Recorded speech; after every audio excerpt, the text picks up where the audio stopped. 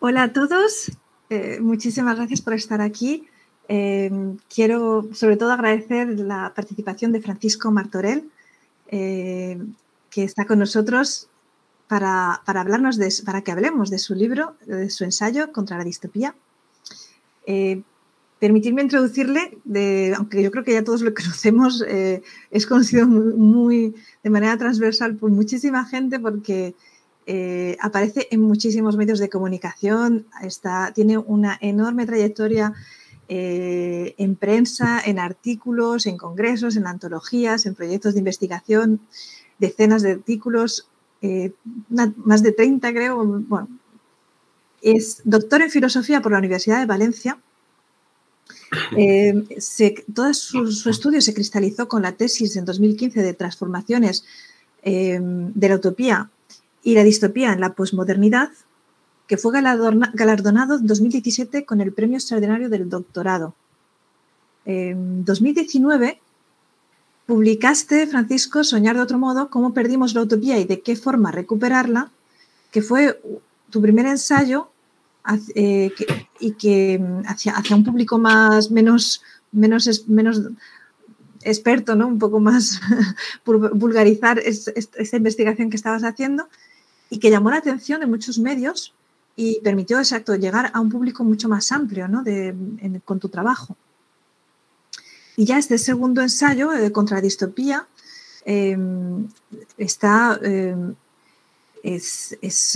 también con editorial La Caja Books.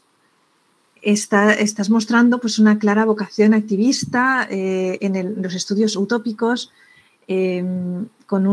muestras tu análisis riguroso de los textos, de los contextos.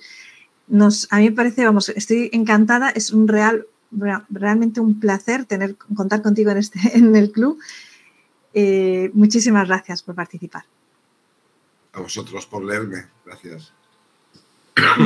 Para explicar un poco el contexto también del club, es una idea que surgió, que lancé en septiembre del año pasado por Twitter, porque bueno, yo vivo fuera de España y tenía ganas de hablar en español de los libros de ciencia ficción y distopía que a mí me encantaban, ¿no? Y que quería destripar y que yo no quería spoilear mucho en mis reseñas. Y en septiembre del 2021 pues empezamos con un pequeño grupo que se ha ido extendiendo poco a poco y con una participación asidua pues en lecturas, en función, luego la participación depende de eso, de los libros que hemos elegido, de la disponibilidad. Normalmente leemos un libro al mes, pero que también organizamos muchas reuniones para hablar de series, de películas, de ensayos, y no solo distopía, es ciencia ficción de manera general, hemos leído pues Dune, Solaris, La chica mecánica, un montón de libros diferentes que no tienen por qué todos ser, no son todos distópicos. Para empezar, Francisco, queríamos hablar contigo, pues, porque sabemos que eres un gran apasionado de la ciencia ficción y sobre todo de distopías. Para comenzar, pues, en algo que crea debate, en algunos sitios crea un poco de debate, definir qué es lo que es distopía y qué es lo que es utopía. Nos gustaría, aunque sé que es una pregunta de las básicas que te pregunta todo el mundo, que empezáramos por ahí un poco en definir estos subgéneros. Bueno, disculpad la voz, pero ayer tuve una presentación y me tuvieron secuestrado. 4 horas estoy con la voz cascada, pero bueno, sobreviviremos.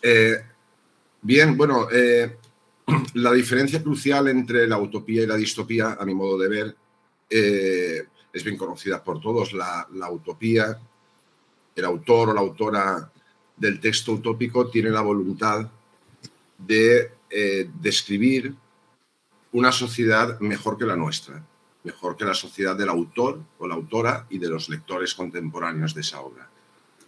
Es verdad que puede suceder que el deseo no se cumpla y que con el paso del tiempo o incluso en ese mismo momento de publicación del libro, lo que era una utopía para el autor sea una distopía para el lector.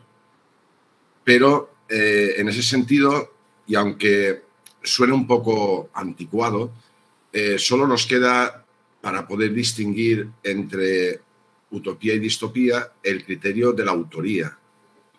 ¿Cuál ha sido la voluntad del autor o de la autora al escribir esto? La de describir un mundo mejor que el nuestro, bueno, pues entonces es una utopía, aunque a nosotros nos parezca una distopía como lectores. Porque si no nos acogemos a este criterio, que reconozco que es un criterio bastante trasnochado, ¿no? Apelar al autor, tendríamos como consecuencia que el 99%, por decir una cifra, pero más o menos, de las novelas utópicas son distopías, porque al lector contemporáneo las utopías, desde la de Tomás Moro hasta bien entrados los años 50, la inmensa mayoría pues, son lugares en los que no desearía vivir ni tan siquiera un fin de semana de turista. No sea que le secuestraran y le hicieran alguna cosa rara. Por contra, la distopía es el género especializado en describir el funcionamiento de sociedades peores que la del autor y la de los lectores. Aquí, curiosamente, también puede darse el mismo caso. Es más extraño, pero también puede darse el caso de que la novela ha sido escrita con el objetivo de atemorizar a la audiencia y que parte de esa audiencia la considere utópica o semi-utópica o pseudo-utópica. Así sucede con las distopías puritanas que, bueno, presentan sociedades del futuro muy liberales, muy hedonistas. El autor quiere prevenir al lector de dónde iremos a parar si se relajan las costumbres morales, pero para un lector que ya tenga las costumbres morales relajadas, como es mi caso, pues lee esas distopías y dice, pues no estaría mal vivir ahí del todo, ¿no? Puede pasar con Un mundo feliz, con La fuga de Logan, bueno, Este día perfecto, incluso hay ahí unos cuantos títulos, Wall-E, bueno, claro, siempre el autor siempre incorpora en el relato algún elemento que te imposibilite la identificación con esa sociedad, ¿no? Pues, por ejemplo, en La fuga de Logan, la muerte a los 25 años. Dices, está genial esa sociedad de fiesta todo el día, de orgías, pero claro, es que se mueren por obligación a los 25 años.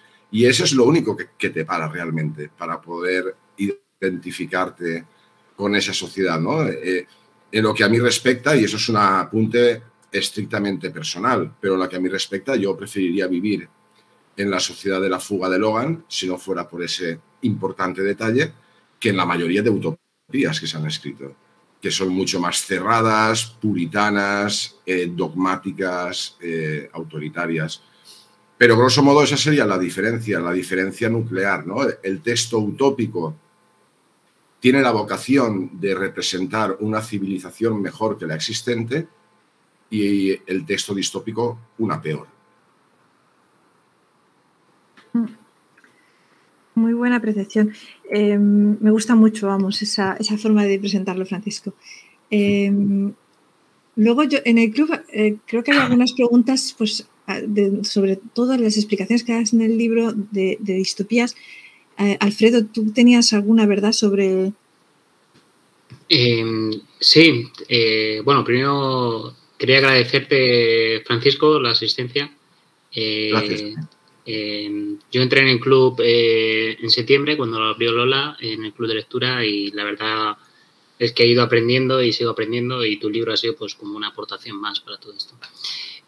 Siguiendo el hilo de lo que estabais comentando, hay una cosa que me llamó la atención, porque siempre hay polémica en esto de catalogar. Ya lo hemos visto como estabas catalogando tú ahora.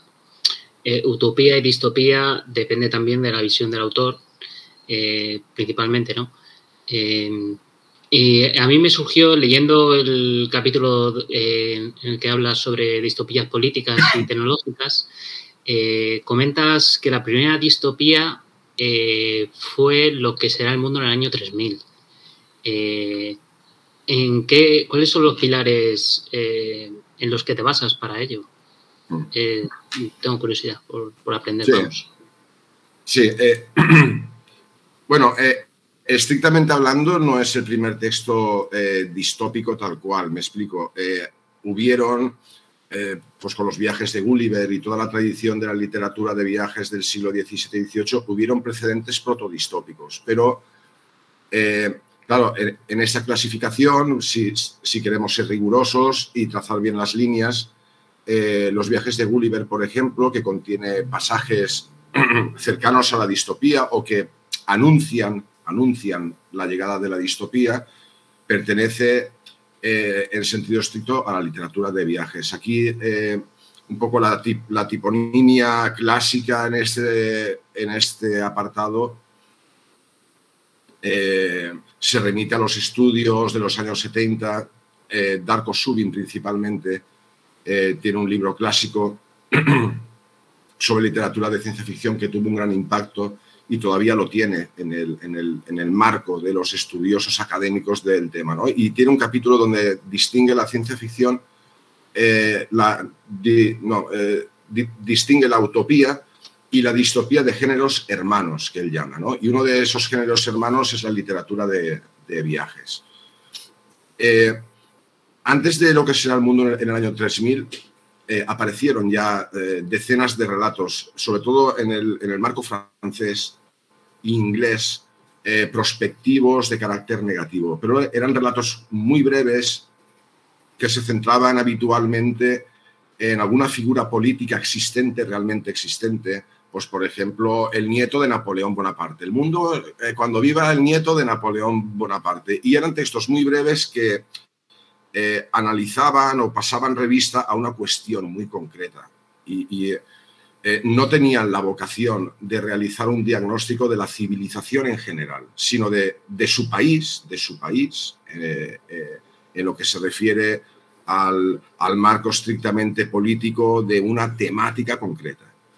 ¿Por qué lo que será el mundo en el año 3000 es, a mi modo de ver, la primera distopía? Claro, en ese tipo de afirmaciones siempre va a haber alguien que encuentre algún texto ignoto anterior o soy consciente de esto, ¿no? Cuando vas a señalar el primero de algo, bueno, esto es muy delicado, pero como hay que elegir, yo he elegido, siendo consciente de estas limitaciones cognitivas y estructurales a la hora de elegir la primera distopía, como muy grandilocuente, yo he elegido lo que será el mundo en el año 3000 porque considero que es el primer texto que reúne todos los tópicos o la mayoría de tópicos de la distopía hasta el día de hoy. La figura del Estado totalitario, el icono de la tecnología maligna, ¿no?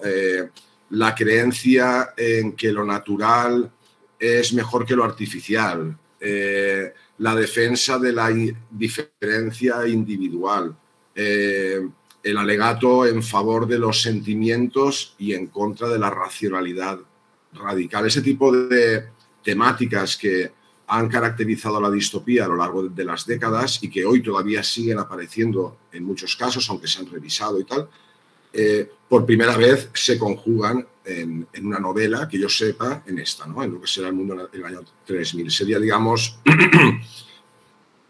en mi opinión, el primer texto en el que todos los grandes tópicos de la distopía se articulan orgánicamente y dan lugar, pues, a un diagnóstico de la civilización. Ya no de un país en concreto o de una provincia, no, de la civilización occidental en su conjunto. Pero claro, soy consciente de que puede haber algún texto anterior que no conozca o puede ser. No, pero muy interesante. Yo también apelaba a ese sentimiento subjetivo. Vamos, soy consciente de ello. Pero vamos, muchas gracias. La verdad es que me lo ha dejado muy claro. Muy bien, gracias.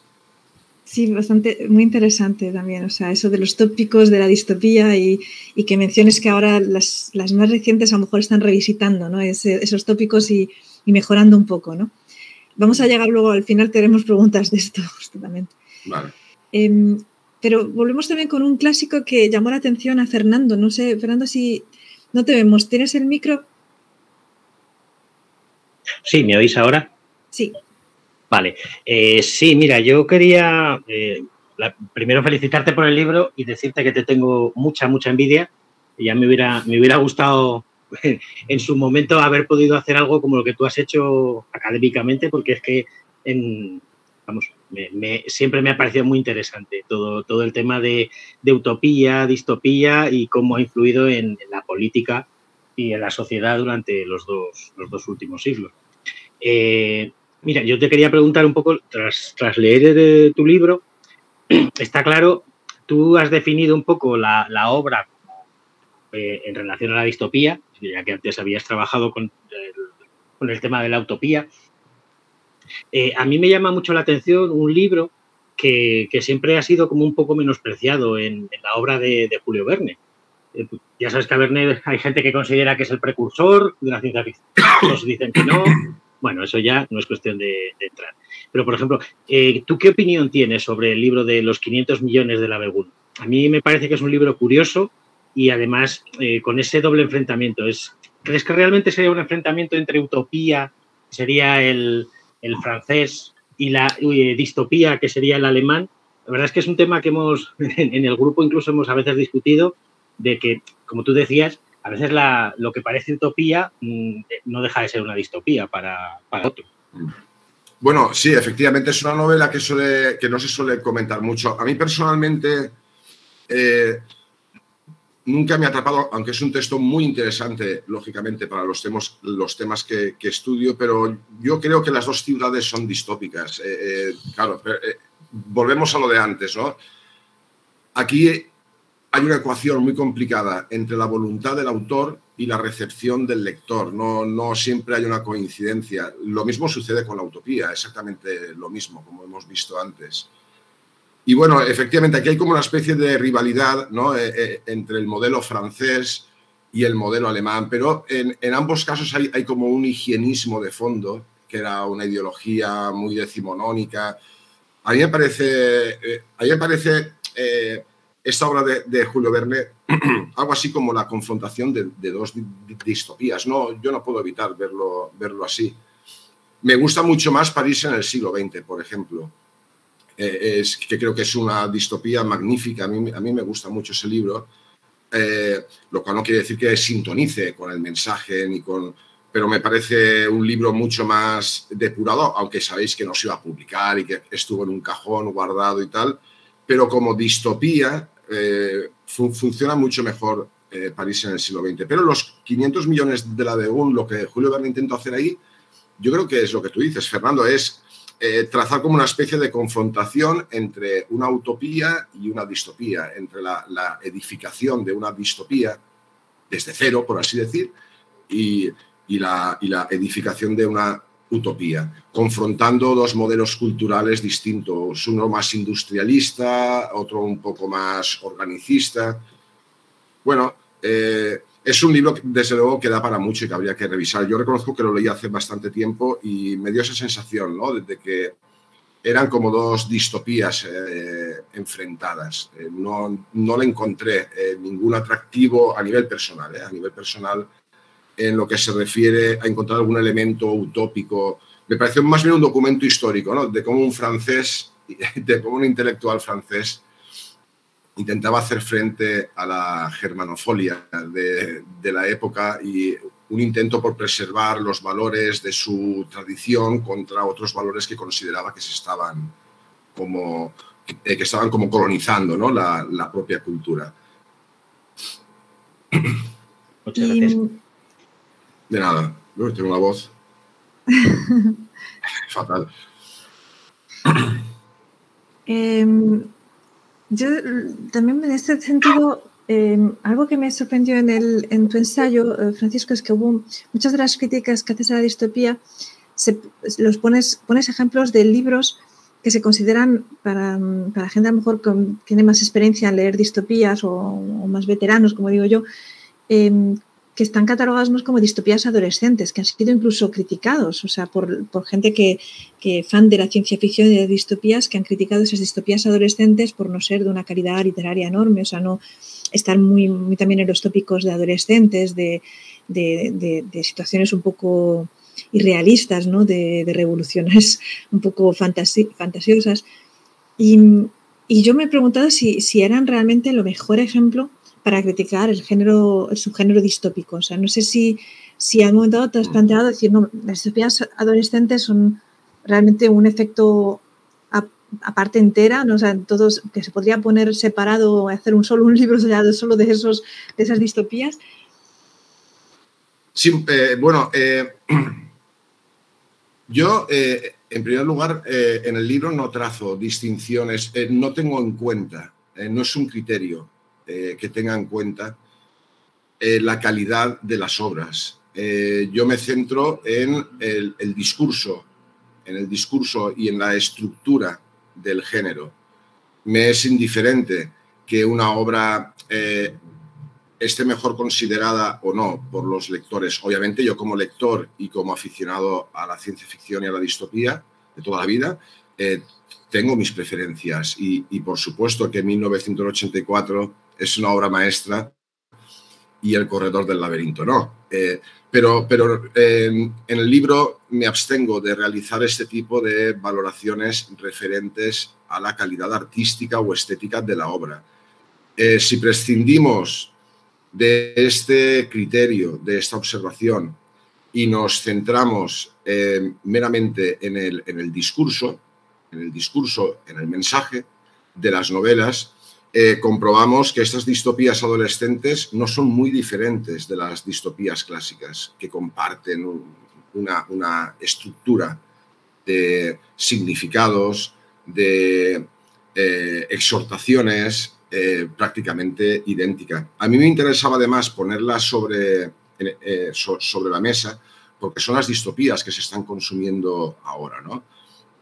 Y también porque no solo estas distopías están lanzando esos mensajes. No sé, se me ocurre, por ejemplo, Westworld, la película es no sé, coincidiremos que es una muy buena película, ¿no? Y que no tiene nada de adolescente. Y podemos irnos hasta la distopía de Woody Allen, El dormilón. Bueno, pues Woody Allen, la calidad cinematográfica de Woody Allen y también de esta película, no tendría discusión entre los aficionados más exquisitos.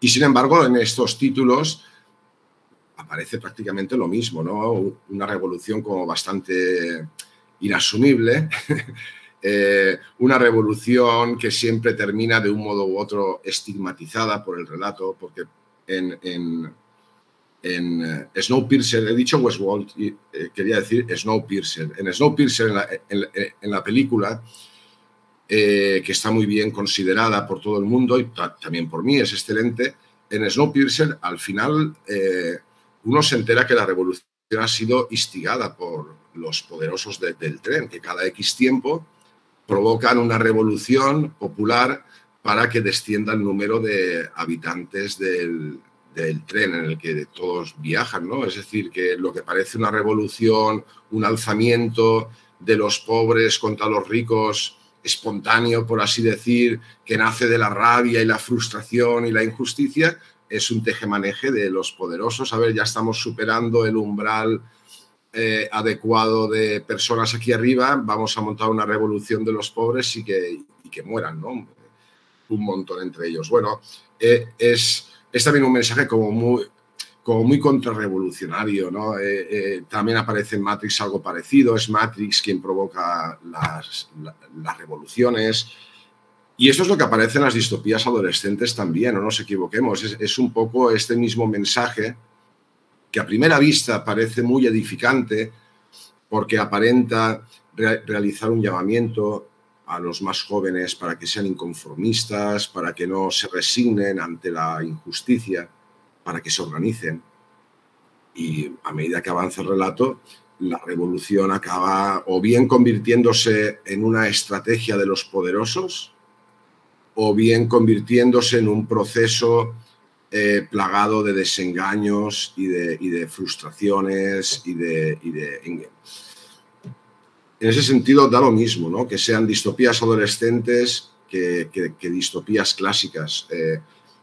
Claro que pueden haber excepciones, por supuesto que pueden haber excepciones. Yo lo digo, estamos hablando de un género muy variado y de un género que está formado por, yo me atrevería a decir, miles de obras.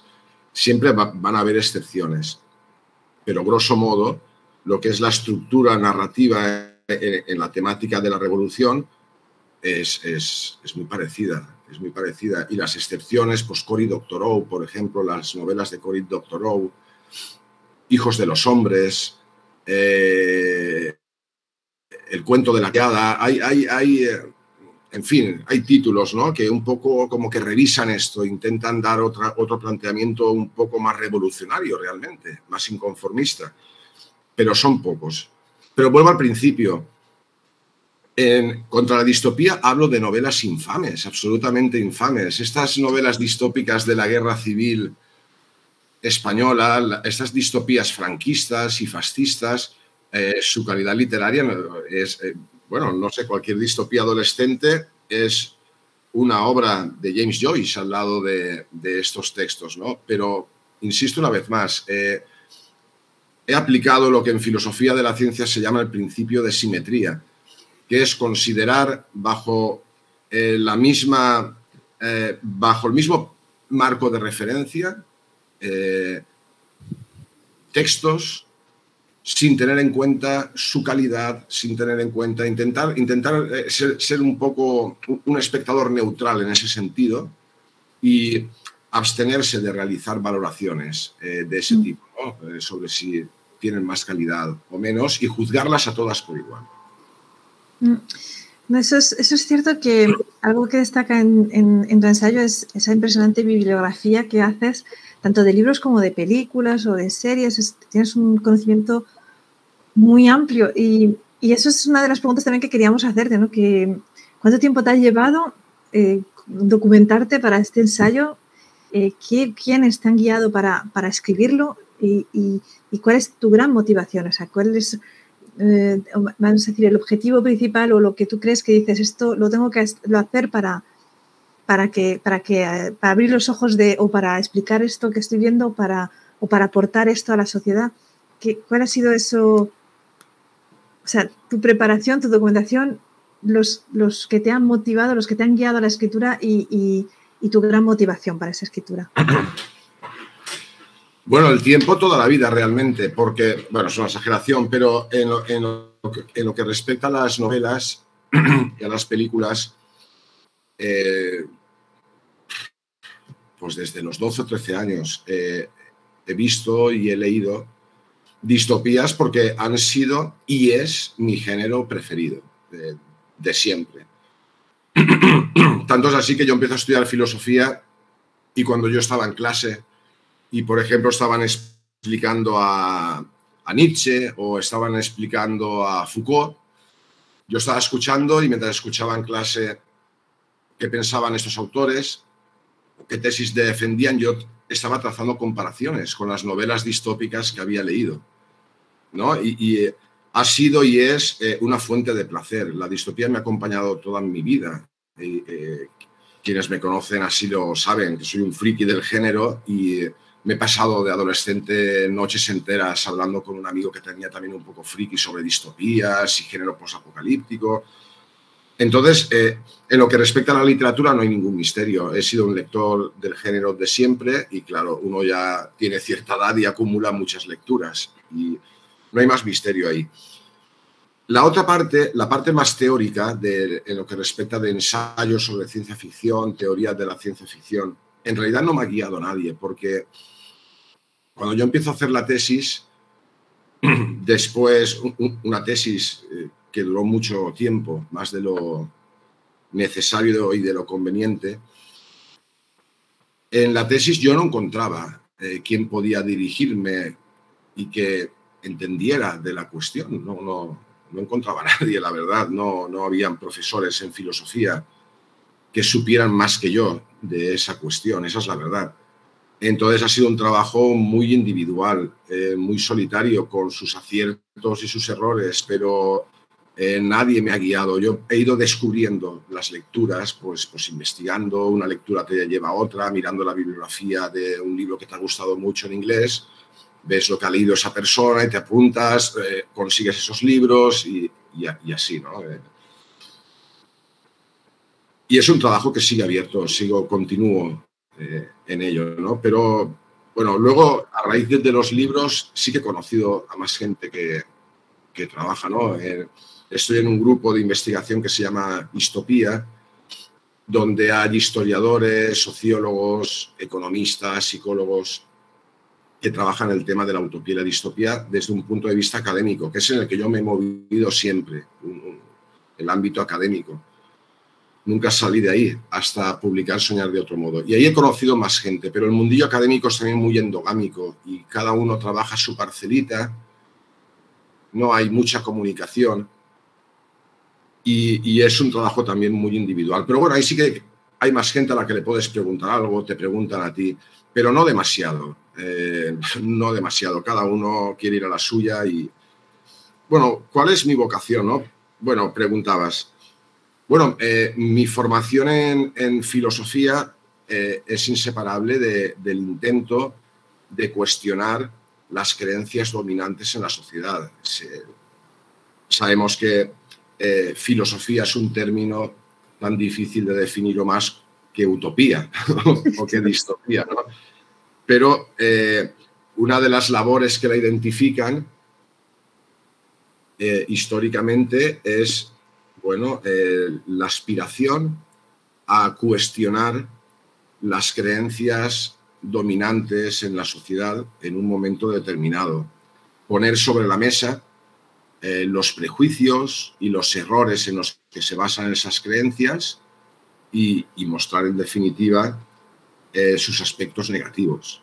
Pues bueno, creencias muy asumidas por todo el mundo, visiones del mundo que muy compartidas en un momento dado y que en el momento las analizas pues te das cuenta que son absolutamente frágiles y están repletas de equívocos. Yo he aplicado este modus operandi clásico de la filosofía y en concreto de la teoría crítica, de lo que se llama teoría crítica, lo he aplicado a la distopía. Pero lo he aplicado a la distopía porque la distopía hoy forma parte de las creencias dominantes de la sociedad, ¿no? Y las moldea, no es un actor secundario, sin importancia, es que son 4 peliculitas, no, 4 peliculitas no, es un discurso muy poderoso, con sus aspectos positivos también, que han sido analizados por otros autores y que también tiene sus aspectos negativos. Y yo me he centrado en esos, en los aspectos negativos. Y es un discurso que está moldeando las creencias, las expectativas, sobre todo las referidas al futuro de las personas, ¿no? Pero para ser justo tendría que decir que esto mismo hice con la utopía. En Soñar de otro modo hago una crítica de la utopía. Yo no soy un utópico saltarín, soy plenamente consciente de que la utopía es un género igual o más peligroso que la distopía.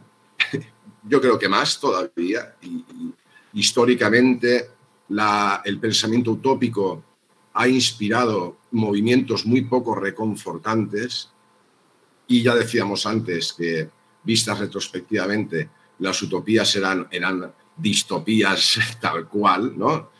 Y el mismo principio he aplicado también a la utopía en Soñar de otro modo.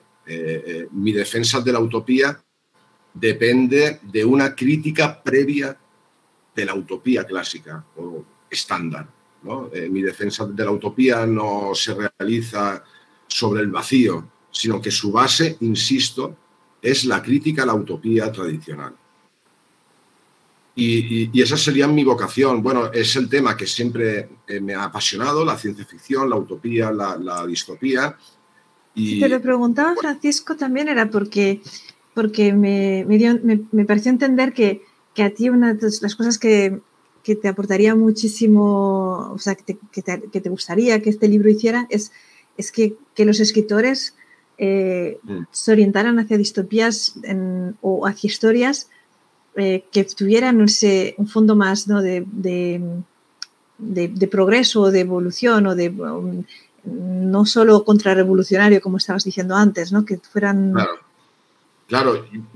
Bueno, yo Mi intención última, aunque claro, esto es una intención que tú tienes y luego ya sabemos lo que pasa, ¿no? La primera es que el lector se divierta y que aprenda sobre distopía. Yo creo que el libro no solo es un panfleto contra la distopía, sino que ofrece una definición de qué es el género, una historia, hay una catalogación de muchos tipos de distopías, ofrece al lector un montón de obras que seguro que no va a conocer, referencias teóricas que le pueden interesar. Aunque uno sea un gran defensor, un ciego defensor de la distopía, el libro le va a resultar muy útil, yo creo, y yo creo que le va a gustar, ¿no? Porque va a aprender mucho sobre ella. Y mi intención ideal sería que el libro le sirviera a algún escritor o escritora de ciencia ficción para escribir distopías más osadas y diferentes, que escaparan, ¿no? Que se libraran, que se redimieran de los tópicos que llevan lastrando al género durante tantas décadas. Bueno, pues los tópicos de la distopía,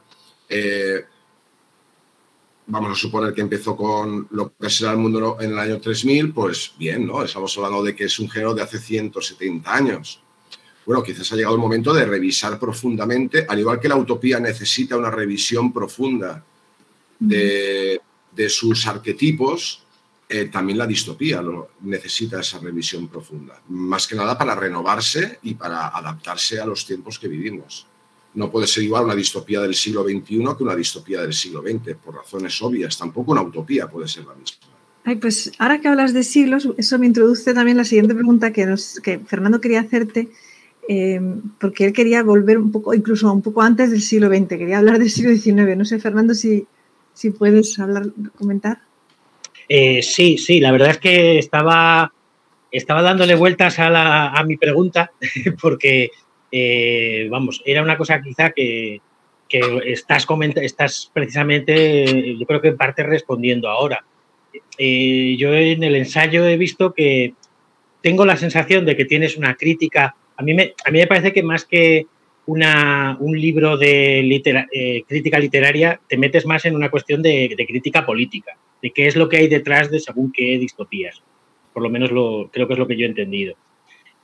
También veo que en el ensayo tú, por ejemplo, citas eventos del siglo XX, pues la ruptura del comunismo, todo este tipo de cosas, de un poco cómo han ido influyendo en que, digamos, que cada vez predomine más la distopía con ese carácter marcado de pesimismo que está intentando como influir en la sociedad. Entonces, yo, por ejemplo, cuando leía eso, yo me acordaba de lecturas de hace tiempo y yo recordaba el libro de John Barry, el de La idea del progreso, que yo recuerdo que vi que esa idea del progreso que predomina tanto en el siglo XIX, que llega hasta parte del XX, orientaba mucho como la evolución de la sociedad. Daba lugar también, creo que, a esas utopías decimonónicas que quizá está claro que vistas desde nuestra perspectiva a veces ya no son tan utópicas, son también distópicas, pero digamos que era lo que un poco les daba lugar. No sé si a lo mejor, yo creo que esa idea del progreso la hemos perdido, en parte afortunadamente, en parte quizá porque yo creo que nos ha dejado ahí a lo mejor un vacío. No sé si sería necesario un nuevo hilo argumental y por dónde se podría orientar. Sí. Bueno, el primer apartado de tu intervención, ¿no?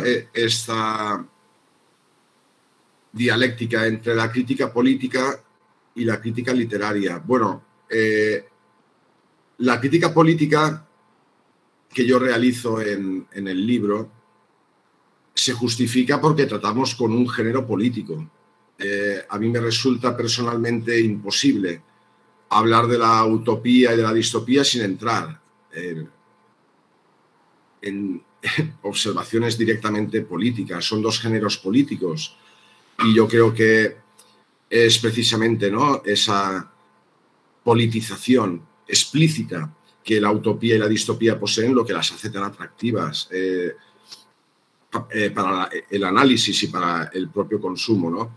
Pero yo he intentado, no sé si lo he conseguido, seguramente no, pero yo he intentado, ¿no?, que la crítica política no asfixie la crítica literaria, sobre todo en la tercera parte del libro, cuando entro a analizar la cuestión de la naturaleza, el yo, la revolución, la tecnología, el trabajo. Ahí yo creo que sí que hago una crítica literaria, porque estoy yendo directamente a los textos, a lo que los textos están afirmando. Me dirijo directamente a los grandes arquetipos, a los grandes personajes de la distopía, la tecnología, la naturaleza, el yo, la sociedad, el Estado, y veo cómo los textos, intento examinar y enseñarle al lector cómo el texto distópico va construyendo un discurso moral alrededor de esos personajes y una serie de oposiciones, lo natural contra lo artificial, el yo contra lo social, lo artesanal contra lo tecnológico, etcétera, ¿no? Yo creo que ahí sí que hay un trabajo literario, pero es verdad que muy probablemente al final lo que prevalezca sea la crítica política, ¿no? Pero es una crítica política que yo intento que esté fundamentada y que no se base en apreciaciones personales o en gustos individuales sobre lo que debería ser o no. Yo intento que la crítica política que yo lanzo contra la distopía se basa en los textos de la distopía y se basa en cómo esos textos funcionan.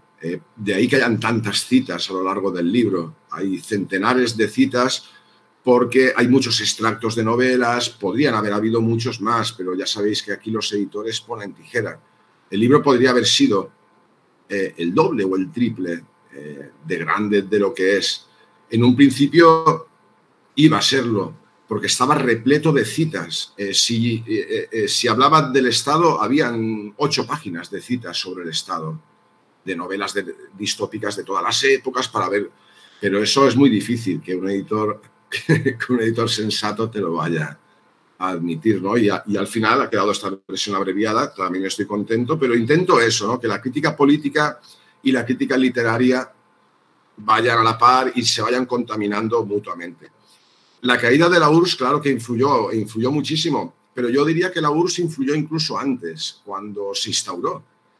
Es interesante esto, cuando la Unión Soviética aparece, la sensación entre muchos filósofos, sociólogos y economistas y demás es que ya no era necesario escribir más utopías, ni literarias ni teóricas, porque la utopía ya se había hecho realidad y que por tanto no tenía sentido seguir escribiendo novelas sobre sociedades del futuro ideales, porque ya estaba ahí, estaba delante tuyo. Lo que hacía falta era pensar en términos de cómo gestionar la economía, cómo gestionar la industria, qué urbanismo implantar, qué modelo arquitectónico, cómo electrificar un territorio tan grande. Y en ese sentido la Unión Soviética disuadió con su aparición, en muchos casos la escritura de nuevas utopías. Hubieron algunas, desde luego, pero ahí notamos ya un descenso, ¿no? Muy claro, coincidiendo con la Primera Guerra Mundial, que supuso un golpe muy duro a lo que comentaba Fernando, ¿no? La Primera Guerra Mundial ya venía dándose antes el desprestigio de la idea de progreso desde el siglo XIX, pero la Primera Guerra Mundial, eso fue, digamos, la prueba empírica para muchos intelectuales y artistas del momento, la prueba empírica de que la idea de que el progreso era peligroso y era contraproducente, a diferencia de lo que la Ilustración había vendido, ¿no? Y la distopía bebe de esta refutación de la idea de progreso, que a mí me parece que es una refutación interesante y que es una refutación, desde luego, necesaria. Pero también lo que comentaba Fernando, ¿no? Bueno, vale, sí, pero a lo mejor perdemos más que ganamos si rechazamos la idea de progreso. Es verdad que si te vas a un pueblo indígena y les hablas de progreso, te van a sacar allí a tortazos, porque para ellos el progreso son los europeos llegando allí y en nombre del progreso haciendo barbaridades con ellos. Y el progreso no es universal, lamentablemente. Existe, obviamente que existe, hace falta ser muy fanático para no admitir que ha habido progreso a lo largo de la historia, pero no es un progreso universal, ni es el progreso que nos vendieron los ilustrados. Hay partes del mundo que no han progresado prácticamente nada, o que están peor que hace tiempo. El progreso no es irreversible. Ahora mismo estamos viviendo en nuestras sociedades un retroceso en muchas cuestiones. En lugar de avanzar, estamos retrocediendo. En ese sentido, la crítica a la idea de progreso, tú citabas el libro de John Burry, de Alianzas, y sí, a mí me gusta mucho ese libro. La crítica a la idea de progreso estaba muy justificada en el siglo XIX, siglo XX, pero ahora mismo que estamos en retroceso, no sé yo si seguir criticando el progreso. Porque, ¿cómo concebir el progreso, no? En el siglo XIX y XVIII se pensaba que el progreso era una ley histórica. Al igual que existe la ley de la gravedad en la naturaleza, pensaban los filósofos de la historia, existía en la historia la ley del progreso. Por tanto, el progreso no depende de la voluntad de la gente ni de los deseos que tenga, ni de sus intenciones. Al igual que la ley de la gravedad no depende de nuestros deseos o de nuestras intenciones, simplemente está ahí funcionando. Pues la ley del progreso igual, funciona por sí sola. Y quiera o no la humanidad o quieran o no las élites, el progreso va a continuar poco a poco, a través de mucho sufrimiento, a través de muchos retrocesos, pero la ley del progreso es imparable y se va a acabar cumpliendo. Y el cumplimiento de la ley del progreso es la emancipación de la humanidad en el futuro. Bueno, yo creo que aquí está el nacimiento de la ciencia ficción, sinceramente, en esta filosofía de la historia, ¿no? Del siglo XVIII con Condorcet, el siglo XIX con Saint-Simon y tantos otros, incluso Comte y el positivismo. No habría ciencia ficción sin esta teoría tan loca sobre el progreso y al mismo tiempo... Yo debo decirte que estoy a punto de aplaudir con las orejas porque yo siempre he tenido la teoría personal y probablemente equivocada de que el origen de la ciencia ficción está en la política y porque yo creo que es con esa idea de progreso y con esos movimientos. Y siempre... Sí. Y en el grupo de lectura lo saben, yo soy el pesado, que siempre dice que la ciencia ficción no tiene por qué ser exclusivamente ciencia, que es la otra concepción del origen de la ciencia del género, ¿no? Claro. Sí, yo aquí lo que suelo decir es que ciencia, o sea, el término ciencia de ciencia ficción no solo hace referencia a las ciencias de la naturaleza.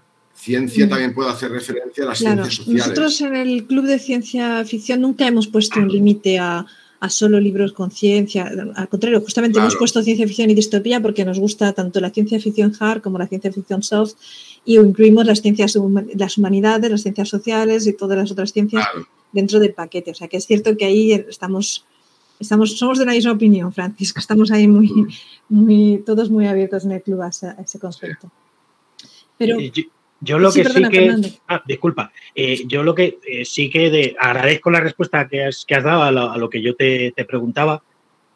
Sobre todo, a mí me preocupaba porque yo con gente que ha hablado sobre tu libro, la verdad es que tu libro ha causado revuelo en el mundillo de los aficionados al género porque era como, bueno, la distopía está muy de moda, fíjate que aquí vienen a hablarnos de distopía. Y yo sí que he tenido la sensación de que mucha gente... se llevaba un chasco porque pensaban que era más una revisión de fan del género y de repente se encontraban con unos planteamientos más políticos, filosóficos y era aquello de, ay, es que esto no me cuadra y es aquello de, bueno, es que tampoco creo que el libro lo oculte, ¿no? Yo creo que tu intención es muy clara desde el principio, pero sí que he visto que a veces hay gente que no termina que le choca la obra por eso, porque no lo ven así. Yo creo que buscan más una revisión de estilo, de género, que a lo mejor yo creo que no era exactamente tu intención principal. Sí, lo que sucede aquí, agradezco tu observación, lo que sucede me da la impresión, es algo bastante sencillo de explicar, ¿no? Pero desde luego al lector estándar de ciencia ficción no le debe haber gustado mucho el libro porque no ha salido ni para votar en los premios Ignotus, estos que yo no sé ni cómo funcionan y tal, pero en la sección ensayo de los Ignotus yo creo que ni lo han valorado, ¿no? contra la distopía, tampoco soñar de otro modo en su día. Bueno, lo que yo creo que sucede aquí es simplemente falta de costumbre. En el mercado cultural anglosajón hay una larga tradición de obras que hablan de ciencia ficción desde una perspectiva más académica, filosófica, sociológica. Es algo absolutamente normal. Pero ese formato de libro, que pues, en el ámbito estadounidense pues lo encuentras en los círculos de los estudios utópicos o los estudios de ciencia ficción, donde trabaja mucha de la gente que yo cito en el libro: Tom Moylan, Raffaella Baccolini, Vita Fortunati, Lehman Tower-Sargent. Toda esta gente son los Kant y los Hegel de la teoría de la ciencia ficción, ¿no? Llevan trabajando desde los 70 prácticamente. Y todos estos autores y autoras no los condeno en ningún momento, tampoco yo, son intelectuales izquierdistas y tienen un planteamiento analítico de izquierdas, ¿no? A la hora de abordar la ciencia ficción, la utopía, la distopía y estas cuestiones. Pero es algo que está ahí y que se conoce y bueno, y que es absolutamente normal, ¿no? También, por ejemplo, los libros de Mark Fisher pues son un poco un eco de esto. Pues es un tipo que mezcla filosofía, que igual te habla del Resplandor, que te habla del Señor de los Anillos, que te habla de los Juegos del Hambre, que te mete a Jacques Derrida por el medio, a Lacan, una observación de Freud, todo mezclado. Pero eso es normal, es que eso ya lleva mucho tiempo haciéndose fuera, muchísimo tiempo. No debe llamar la atención a nadie.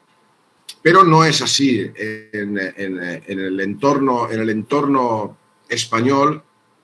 Ese tipo de libros no existen o no traspasan la frontera del puramente académico. Entonces, cuando alguien se tropieza contra la distopía, por ejemplo, yo lo entiendo, no está acostumbrado. Claro, yo es que estoy acostumbrado a leer a Tom Moylan, todo esto. Entonces, realmente mi libro forma parte de esos estudios utópicos y de esa teoría de la ciencia ficción que existe en la tradición anglosajona.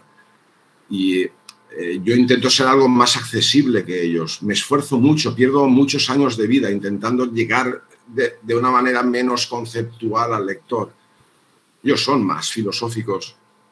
Pero no hay costumbre en España, ¿no? de coger un ensayo filosófico, sociológico, donde las cosas se mezclen, Entonces, cuando hablamos de ciencia ficción en España, estamos hablando de libros como enciclopédicos, las mejores películas de esto, o los mejores directores. Sí, análisis literarios, a lo mejor, más ensayos literarios sobre el género que filosóficos, a lo mejor, ¿no? Claro, que hace falta, que está muy bien, pero, o sea, claro que hace falta. De hecho, yo tengo pensado escribir algún día un libro parecido, pero claro que hace falta eso. En ningún momento lo desprestigio o lo devalúo, para nada. Pero hay también otra forma de trabajar la ciencia ficción y la distopía. Hay otra manera más teórica que, insisto, fuera hasta como muy asentada. Aquí no. Entonces causa sorpresa.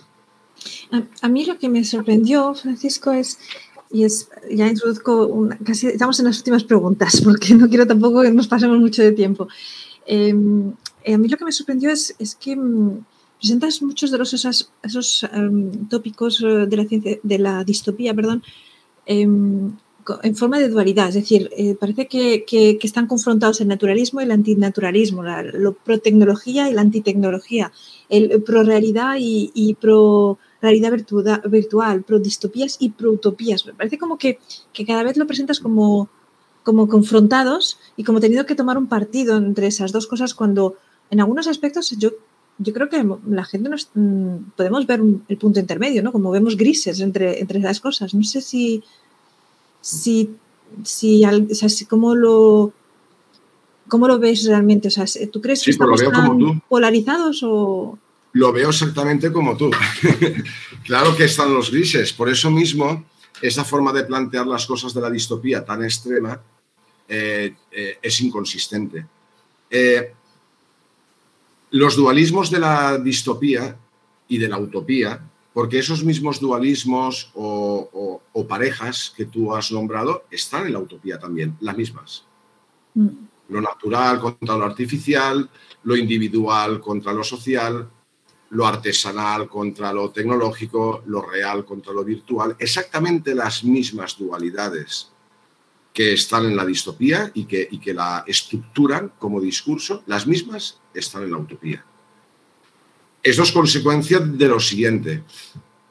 Estas parejas o estas disyunciones no son exclusivas de la utopía y de la distopía, sino del pensamiento occidental desde Aristóteles.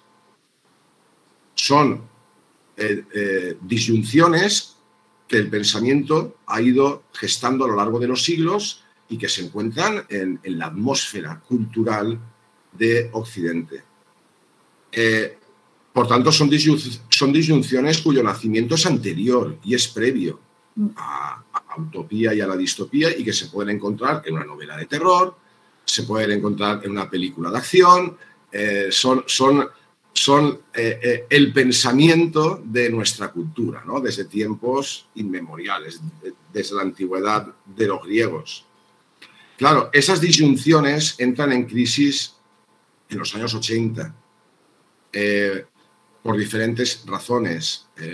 La emergencia de nuevos actores sociales, la aparición de nuevas tecnologías, el cambio brutal que supone la caída de la Unión Soviética y la configuración de un nuevo tipo de sociedad como más individualista, bueno, mucho más individualista, insularizada, y al mismo tiempo también por todo el trabajo de los teóricos posmodernos de los 80, que cogieron todas estas disyunciones que venían dándose en el interior de la filosofía y fuera de la filosofía, venían medrando ahí, y las deconstruyeron. La famosa deconstrucción de los 80, por simplificar ahora, consistió en mostrar cómo estos dualismos no se sostienen, y cómo son producto de un pensamiento de hace mucho tiempo que tiene más de mitológico que de real. Claro, por ejemplo, la distinción que realiza la utopía y la distopía entre lo natural y lo artificial. Dependiendo del título, el autor o autora se pondrá del lado de lo natural o se pondrá del lado de lo artificial. La distopía casi siempre aboga por lo natural, la naturaleza humana, y solo aboga por la tecnología o por lo artificial si sirve para remendar lo natural. Esto, leyendo los textos, analizando los textos, te das cuenta que esto se reproduce, que están en casi todos los textos distópicos, ¿no? Aparece esta consideración. Pero esto ya estaba en Aristóteles. O sea, esto en la metafísica de Aristóteles, ella dice claramente que la naturaleza tiende a un fin a sí mismo y que la técnica, solo está justificada si sirve para remendar o reparar lo natural. Por ejemplo, las gafas es una tecnología que está bien, pero la ingeniería genética ya no. Porque la ingeniería genética ya no repara lo natural, sino que lo altera, lo modifica. Y esta forma de pensar que hoy día sigue existiendo en la sociedad, en muchísima gente, eso aparece con Aristóteles, cuya influencia en el pensamiento occidental fue tan brutal que hoy tenemos ideas aristotélicas, aunque no hayamos leído en la vida a Aristóteles ni sepamos de su existencia. Pero yo estoy, claro, Lola, o sea, ahí está el problema, lo natural y lo artificial. Pues oye, esta forma de plantear la cuestión que muchas distopías realizan, algunas, las mejores, son más sofisticadas, presentan más matices, pero la mayoría son así de brutas, y las utopías también. Natural, artificial, bueno, no hay por dónde cogerlo. La realidad es mucho más compleja, la realidad no es ni una cosa ni la otra, la elección no es tan simple. Claro que hay grises, hay infinitos grises, ¿no? En este sentido. Y bueno, con todas las disyunciones o dualidades de la distopía sucedería lo mismo, que son pilares muy frágiles, que en el momento se analizan teóricamente, filosóficamente, sociológicamente, se te derriten en las manos. Los pilares del discurso distópico son teóricamente inconsistentes, también los del discurso utópico. Tenemos una pregunta en el chat y luego tengo todavía 2 preguntas más. Bien, bien. Vamos. Bueno, pues vamos entonces con la pregunta del chat. Miriam creo que es la que preguntaba, no, Sombra de Talos, perdón, que pregunta ¿qué opinas del Solar Punk y del Green Punk? Es verdad que en tu ensayo no lo mencionas, no. Tampoco hablas, o sea, es que son preguntas un poco complicadas, voy a precisarlo también porque es que si empezamos a hablar de todos los subgéneros que existen y que se relacionan con la distopía, tendríamos también los de ciencia, o sea, todo lo que es ciencia, ficción climática, distopías climáticas, etcétera, etcétera. O sea, hay un montón de subgéneros dentro de la distopía, ¿no? No sé si te suenan estos subgéneros del Solar Punk, Green Punk, que van un poco eso, buscando hacer, o sea, son más bien, buscan hacer utopías del medio ambiente, ¿no? Sí. Bueno, las distopías climáticas al final quedaron fuera del libro, pero también tenían un apartado por cuestión de espacio, ¿vale? Pero sí que había un apartado sobre distopías climáticas que también entran y forman parte del naturalismo de la distopía, el naturalismo doctrinal de la distopía, ¿no? De esta exaltación más o menos radical de lo natural, que a mí me parece que, a mí personalmente me parece que no hay por dónde cogerla, ¿no? También hay utopías que realizan esa exaltación de lo natural, ¿no? Pero aquí tenemos esta naturaleza que se venga de nosotros, que actúa como una divinidad, que nos castiga por nuestros pecados. Me parece una forma de plantear la cuestión desacertada a nivel personal. Y, en fin, tenía un capítulo al respecto, imagino que aparecerá por ahí. Sí, el Solar Punk, bueno, hablo del Solar Punk en Soñar de otro modo. Es un movimiento muy interesante, pero al que le he hecho en falta un par de clásicos, no sé, no está muy claro dónde empieza, dónde termina. Es como una escuela muy interesante en lo que respecta al diseño arquitectónico y urbanístico, me parece a mí. A nivel visual, el Solar Punk es muy poderoso y muy sugerente, pero a mí me faltan textos Solar Punk, ¿no? que me convenzan. Hay un par de recopilaciones, se puede meter con calzador esta obra, la otra, pero no acaba de aparecer. Que si Kim Stanley Robinson, tal, la de Nueva York, ¿es Solar Punk, no Solar Punk? Bueno, yo echo de menos, ¿no? O estoy esperando un autor o autora que diga, yo soy Solar Punk, ahí está mi novela Solar Punk, y que la lea y diga, está muy bien, ¿no? Bueno, es un intento por revitalizar la utopía y por defender la utopía, también naturalista. No nos equivoquemos, que estaría ir como rozando este naturalismo del que estábamos hablando, basado en el supuesto de que lo natural es positivo, que es muy discutible, que sea siempre así. Pero bueno, de esto hablo en Soñar de otro modo. Y el Green Punk, el Hope Punk, bueno, me interesa más el Hope Punk que el Green Punk, ¿no? Estación 11, incluso La carretera. En La carretera me gustó mucho la novela porque, bueno, aparte que está fenomenalmente escrita, presenta un mundo atroz, de los más atroces que yo he leído nunca. Muy original, incluso la manera de expresarse los personajes y las frases que se lanzan unos a otros parecen sacadas del teatro del absurdo de Samuel Beckett, o sea, son demoledoras. Hijo mío, nos vamos a suicidar, sí, papá, no sé qué. Era todo como era increíble, me encantó esa novela. Y sin embargo, pese a lo atroz del mundo que describe, el personaje del padre intenta transmitir esperanza al hijo, ¿no? Una falsa esperanza si queremos. Pero ahí hay una actitud que yo veo que es muy Hope Punk, ¿no? En el padre de La carretera. Pese a que mi hijo morirá por ahí o lo matarán o se lo comerán y tal, el tiempo que esté, yo voy a intentar luchar por él, porque esté bien, porque esté tranquilo. Y bueno, y el Green Punk es todo lo contrario, ¿no? Es así como más gótico. Bueno, son categorías nuevas que van apareciendo posiblemente porque la categoría de utopía está muy tocada, es un concepto cargado, demasiado cargado ideológicamente. Tú, cuando dices utopía, enseguida el receptor, en su cabeza aparecen toda una serie de significados, ¿no?, culturales que están atornillados a la palabra. Y probablemente lo más conveniente sería no hablar de utopía, porque cuando hablas de utopía, eso es imposible, eso está loco, eso es no sé qué. Es una palabra semánticamente cargada, muy, muy cargada ideológicamente. Entonces yo entiendo que los autores vayan buscando, ¿no?, nuevos conceptos para un poco sortearla, pero al final el solar punk, el how punk, es la utopía.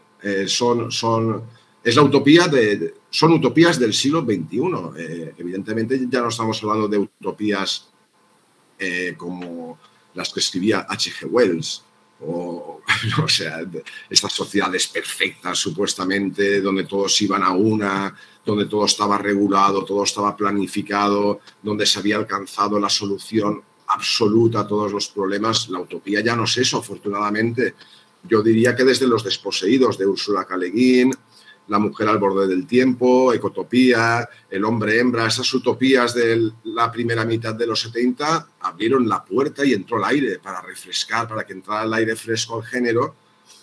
Y hoy día, pues cuando hablamos de utopía, pensamos en Kim Stanley Robinson, por ejemplo, que él parte de distopías. Él parte de distopías y te enseña que es un formato muy interesante, me parece a mí, ¿no? Una novela que te describe una distopía y cómo hay un levantamiento popular, esta vez sí, bien construido y bien argumentado, y ese levantamiento popular destruye esa distopía y construye una sociedad mejor que la nuestra, pero que no es perfecta en ningún sentido, ni es utópica en el sentido tradicional. Muy interesante, la verdad, también lo que comentas de la búsqueda de otros nombres, porque la palabra utopía está muy cargada. Sí. Es muy, muy interesante esa visión. Sombra te agradece por el chat. Gracias. Una pregunta también que anotamos en el club de alguien que no ha podido participar, que me daba mucha pena porque es un gran fan tuyo. Te ha seguido en bastantes conferencias también. Nos ha preguntado, dice... ¿podéis preguntar a Francisco qué es lo que, si va a continuar estudiando distopías y las utopías, qué proyectos tienes en mente y qué es lo que te gustaría hacer? ¿Es que hay algo nuevo que te gustaría hacer o que te gustaría explorar, investigar? Bueno, ahora mismo estoy de descanso y no sé lo que durará. Estoy con vosotros porque, bueno, conozco a Lola desde un acto que tuvimos con la Fundación Asimov. Veo que está muy activa en redes y que ella misma ha tirado adelante sus proyectos. Yo admiro eso, sin ayuda de nadie y sin tener amistades en determinados círculos. Una persona solitaria que ha tirado del carro y ha construido esto. La verdad es que... pues es como yo. Francisco, me emocionas porque yo no pensé que esa era la imagen que tenías de lo que estaba haciendo. Muchísimas gracias. Sí, esa es. Yo la veo un poco como yo. Yo también he trabajado en solitario, os lo comentaba antes, la tesis doctoral y el libro y todo lo que he aprendido, lo he aprendido solo porque bueno, publiqué Soñar de otro modo y enseguida se puso en contacto conmigo la Fundación Asimov, que es el único contacto que tengo con el mundo de la ciencia ficción. El único. Es la Fundación Asimov. El único y suficiente, porque es una gente estupenda. Pero ya nadie más. Hay grupos en España que trabajan la ciencia ficción, grupos del fandom de la ciencia ficción, que no me van a llamar nunca. Bueno, pues me da igual. No me van a llamar nunca. Porque voy a mi aire y, bueno, tiene sus ventajas y sus inconvenientes. Al igual que en el mundillo cultural, porque mi libro, Contra la distopía, yo creo que tiene un público amplio, ¿no? O sea, los aficionados a la ciencia ficción es un mercado para el libro, digamos, pero luego también todo el mundo de la teoría cultural. La teoría cultural hoy se practica mucho en todos los sitios, ¿no? la teoría cultural pues, de filósofos, sociólogos que hablan de películas, que hablan de... Y el tema de la utopía y la distopía hoy es un tema que se está debatiendo muchísimo en los círculos culturetas, y snobs, en Madrid, en Barcelona, de catedráticos, de doctores, se está debatiendo mucho y se están haciendo congresos, publicaciones, el Instituto de Estudios Culturales, el CCCB en Barcelona, instituciones muy respetables donde va gente muy top y tal. Pero ahí, si no formas parte de la red, tampoco te van a llamar. Entonces, yo al final llevo adelante un proyecto en solitario. Y cuando yo veo a Lola, ¿no? que la conocí en aquella ocasión en la Fundación Asimov, yo estos meses en Twitter, que yo no tenía Twitter, pero casi que me obligaron a abrirlo por el tema del libro, pues en Twitter yo la sigo y veo todas las cosas del club de lectura que va sacando adelante, su blog, y es admirable, es una persona que sola, y dije, pues por eso estoy aquí, justo porque valoro mucho tu trabajo, estoy aquí. Porque llevo meses sin hacer nada. He pospuesto entrevistas, he pospuesto... Ayer la presentación la hice porque estaba en mi pueblo, no podía decir que no. En mi pueblo, vino hasta la alcaldesa, ¿os imagináis? No podía decir que no. Pero estoy en plan desconexión, porque estoy como muy frustrado, realmente. Estoy como muy frustrado, estoy cansado también, porque son muchos años de trabajo, muchos años de no salir los fines de semana. No os exagero, en verano delante del ordenador, que si el libro, que si la entrevista, que si la presentación, que si la conferencia, que si... Y al final te planteas, bueno, y todo esto está muy bien, merece la pena, seguro que merece la pena, pero ves cosas que digo, que paro y necesitas parar. Esa pregunta de... Yo la verdad es que tengo pensado, como mucho, escribir un libro más, que sería un libro breve, y dirigido a la gente, sin teoría, sin filosofía, sin citar autores. Un libro muy sencillo, muy sencillito y breve sobre utopía y distopía. Básicamente sobre utopía. Explicarle a la gente común qué es la utopía, qué significa hoy defender la utopía y qué no significa hoy, cómo lo podríamos hacer, eso de defender la utopía, por qué merece la pena, por qué hay que leer ciencia ficción, cuáles son los aspectos positivos de la ciencia ficción en general y de la utopía en particular. Cosas como muy sencillitas y en un libro muy modesto, pequeñito, y yo habré terminado y me retiraré. Y ese es mi plan ahora. Pero bueno, este es mi plan ahora. No sé si cambiará con el tiempo, posiblemente. A partir de septiembre organizaré un curso en la UNED, si todo va bien, sobre utopía y distopía. Contactaron conmigo, contactó Begoña, que me conoció en el Golem Festival, y tomó mis datos y, bueno, pues seguramente haremos un curso en la UNED. A partir de septiembre ya avisaría y tal.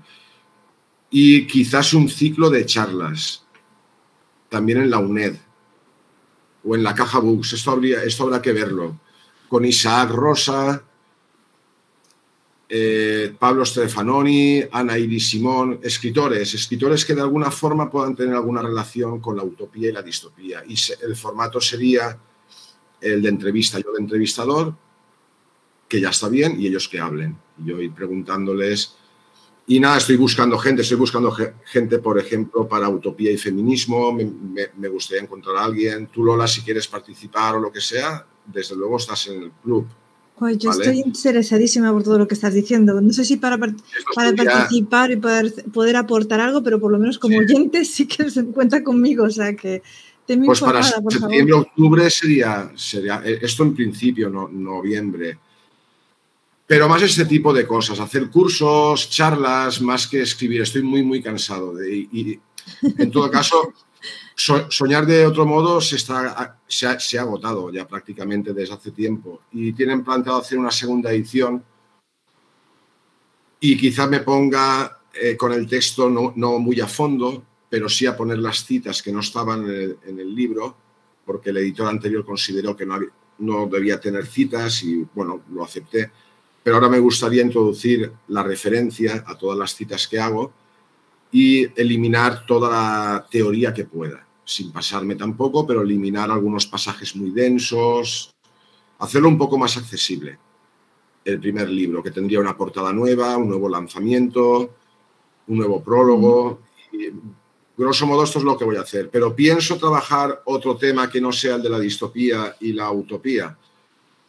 No porque a partir de la distopía y la utopía yo trabajo muchos temas. Trabajo el tema de la naturaleza, trabajo el tema de la tecnología, trabajo el tema del individualismo, del Estado, trabajo el tema de la nostalgia, trabajo un montón de temas. Son dos puntales transversales que a mí me permiten ir circulando por una gama muy amplia de cuestiones.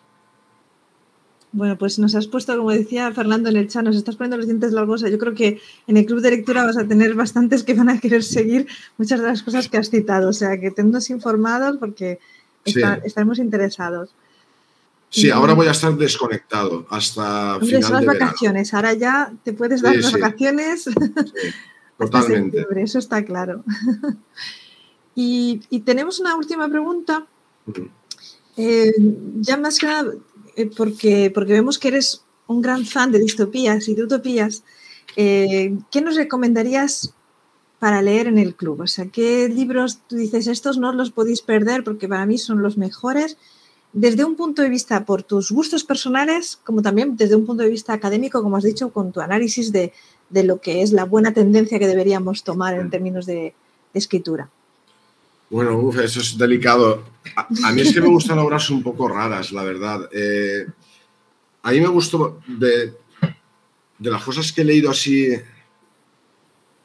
Ciudad Permutación, por ejemplo, de Greg Egan, pero es un libro muy denso. Claro, es que a mí me gustan este tipo de libros, ¿no? Por la formación que tengo, por así decir. Yo cuando el autor se lía a hacer teorías digo, este me gusta. Y Ciudad Permutación, sobre realidad virtual, me parece que es la mejor obra que se ha escrito jamás. Y además toca cuestiones de transhumanismo, inmortalidad, identidad personal, la conciencia. Es una novela inabarcable. Creo que Egan a mí me gusta mucho. Después, la trilogía de la Edad de Oro, que también es densísima, pero quien se mete ahí ya no sale. Me refiero a este libro que lo sacó Bibliópolis, John Wright.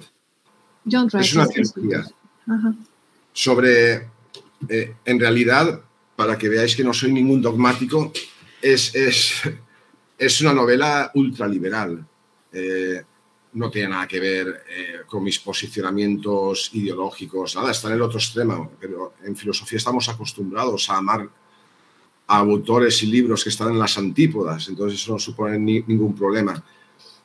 Eso se editó en Bibliópolis ya hace un tiempo, esto será de principios del 2000. Y es una trilogía increíble sobre una civilización del futuro terrestre a 500.000 de años vista, donde de lo natural ya no queda nada, porque todos los humanos han sido modificados neurológicamente y hay diversos tipos de modificación. Y dependiendo de qué modificación tengas tú, percibes la realidad de una manera o de otra. Y están todos conectados a un sistema de realidad virtual. Y ya no cuento más. Es una historia muy a lo Robert Heinlein, muy liberal, del poder del individuo sobre la colectividad. Y es una utopía futura, una utopía tecnológica futura, que para el protagonista es una distopía. Para el protagonista es una distopía. Pero es una de esas utopías, ¿no?, donde a uno le gustaría vivir realmente, pero para el protagonista es una distopía. Y desde luego las obras de Kim Stanley Robinson, cualquiera de ellas, El Ministerio del Futuro, me imagino que ya la habréis tanteado. Estaba en la lista, sí. Incluso me gustó mucho El Lugar Seguro. No sé dónde está. El Lugar Seguro de Isaac Rosa, que es una novela mainstream, no estrictamente del género, pero que plantea un debate muy interesante entre utopía y distopía. Es de un futuro cercano y narra la historia de un personaje que vende refugios privados para la gente pobre. Todo el mundo tiene refugios para cuando llegue una gran catástrofe, que nadie sabe cuál es, ni cuándo va a llegar, ni siquiera si va a llegar, pero todo el mundo quiere tener un refugio donde esconderse. Y es la historia de este empresario que se aprovecha del miedo social, que el miedo pues es la gasolina de la distopía. Se aprovecha del miedo que existe en la sociedad para hacerse millonario, ¿no? Aunque es un pobre diablo, es muy divertida y presenta ahí como un movimiento utópico, naturalista, muy interesante. Isaac Rosas seguro que estará en las charlas que haré en la UNED. Y es una novela muy entretenida, acaba de salir ahora y bueno, si me puse a recomendar es que no terminaría, ¿no? Pero esto, Greg Egan, John Christopher, La Edad de Oro. Bueno, ya nos has añadido 4 libros seguros. Sí.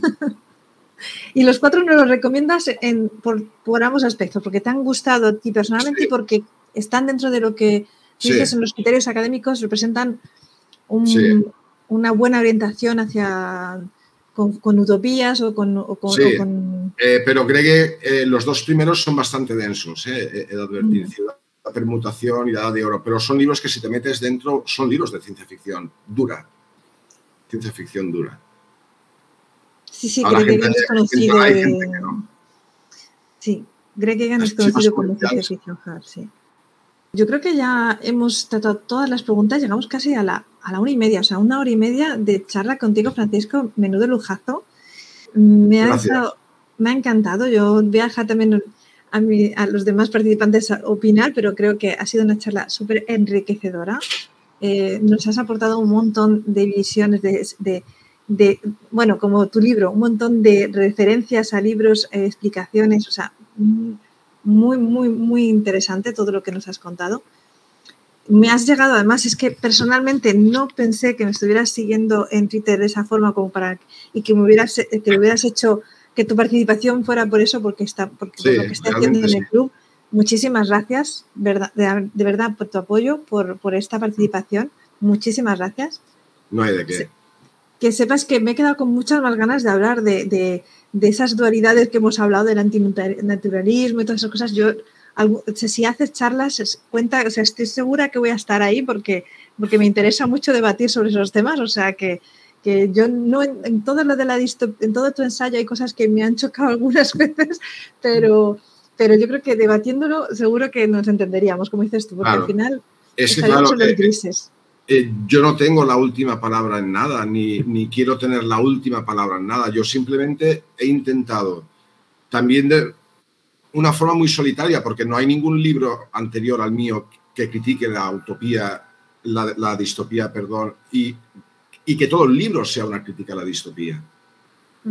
Libros que critican la utopía sí que hay muchos, pero libros que formulen un cuestionamiento del género, pues no, hay artículos, algún pasaje de un libro, de otro. También ha sido un trabajo que a mí me ha agotado porque no he podido tomar de referencia a nadie anterior a mí más que, pues eso, ¿no? En artículos o lo que sea. Pero yo no pretendo tener la última palabra ni ser un obispo, ¿no? Que va catequizando a la gente en absoluto. Yo formulo una serie de observaciones al género basadas en mi conocimiento del mismo y basadas en mi formación como filósofo, ¿no? Entonces, la filosofía ofrece unas herramientas muy interesantes para abordar los textos, ¿no? Porque cuando ves que las novelas distópicas, por volver al tema, siempre le dan vueltas a la naturaleza, tú enseñas, plum, naturaleza, tú como filósofo sabes, Aristóteles, Rousseau, trazas enseguida la línea cronológica de cómo ese sentimiento hacia la naturaleza se ha ido formando históricamente y cuáles son sus aspectos, ¿no? Más frágiles, sus contradicciones, etcétera. Pero insisto en eso, cuando alguien lee un ensayo, va a encontrar siempre puntos y aspectos y observaciones que no comparte. Contra la distopía habla de un montón de temas diferentes.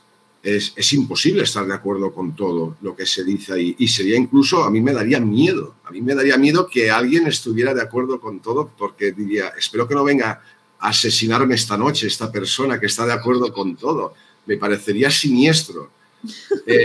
Hemos de acostumbrarnos a leer a los demás, a encontrar puntos de desacuerdos y en aprovecharlos para abrir debates. Que esa es la intención que yo tengo con Soñar de otro modo y contra la distopía. Generar debate, no que todos estén de acuerdo conmigo, sino generar debate. A ver, yo no estoy de acuerdo con esto que dices de la tecnología, ¿vale? Perfecto, pues montemos un curso sobre esto o vamos a montar, aprovechemos eso para generar diálogo, para generar ideas y para construir nuevas visiones del futuro, ¿no? No vamos a discutir porque no estemos de acuerdo. Es que eso es una actitud que no entiendo, ¿no? Y en el mundillo de la ciencia ficción, no desde luego Lola, que ahí la tenéis, ¿no? Y todo lo que ha conseguido y su club de lectura tuviste un tuit con miles de personas interactuando. Eso es increíble. Sí, pero bueno, eso yo a veces, con el tiempo he dicho, es que creyeron que a lo mejor yo daba los libros gratis en el club de lectura. A lo mejor no, por eso se hizo viral. Pero estuvo genial y tienes a la gente... A mí lo que me gusta es que es una iniciativa personal. No hay nadie detrás. No hay nadie detrás. No, eso es cierto. Cuando uno puede hablar de lo que le da la gana y puede decir las cosas como quiera.